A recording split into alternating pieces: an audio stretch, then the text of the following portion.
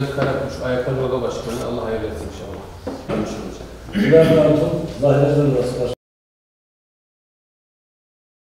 Malatya Esnaf ve Sanatkarı Odaları Birliği Başkanı Şevket Başkanımın şahsında bütün oda başkanı arkadaşlara bu nazik ziyaretleri için teşekkür ederim. Hoş geldiler. Ayaklarına sağlık. Büyük tarihi geçmiş olan Ahili kültürünün bugün ayaktaki duran temsilcileridir. Bizim için kıymetlidirler. Şehir, çarşı bizim için kıymetlidir.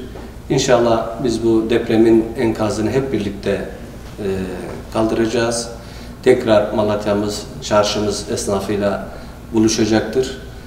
Bütün oda başkanlarımın bu konudaki gayretini biliyoruz. Bizler de işlerin içerisinde olarak inşallah şehrimizi hep birlikte ayağa kaldıracağız. Ağız birliği içerisinde katkı sunacağız. Birlikte şehri idare edeceğiz. Sorunları istişareyle çözmeye çalışacağız. Kapımız sonuna kadar arkadaşlarımıza, ağabeylerimize açıktır.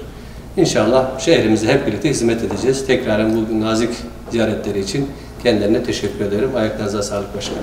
Bugün Esnaf ve Sanatkar Camiası olarak bütün oda başkanımızla beraber bugün Battalgazi Belediye Başkanımız Sayın Bayram Taşkın'ı ziyaret etmeye geldik. Hayırlı olsun demeye geldik. Başarılar dilemek için geldik. Bayram Başkanım Malatya'nın yabancısı değil, bölgenin de yabancısı değil. Yıllardan Malatya'ya hizmet etmiş, Malatya'nın içerisinde yetişmiş bir kardeşimiz. Tabii ki bugün görevleri gayet zor, gerçekten zor bir dönemde belediye başkanları oldu. Ama Bayram Başkan ve diğerleri zoru severler, zoru başaracaklarına da inanıyorum, yürekte inanıyorum. Ben tekrar kendisine başarılar diliyorum. Allah hayırlı uğurlu etsin, Allah utandırmasın. Biz de Esnaf ve Sanatkar Camiası olarak sıkıntılarımız olduğu zaman mutlaka belediye başkanımızın kapısını çalacağım. Esnaf ve Sanatkar Camiası için elinde geleni yapacaklarına yürekte inanıyorum. Malatya için elinde geleni yapacaklar.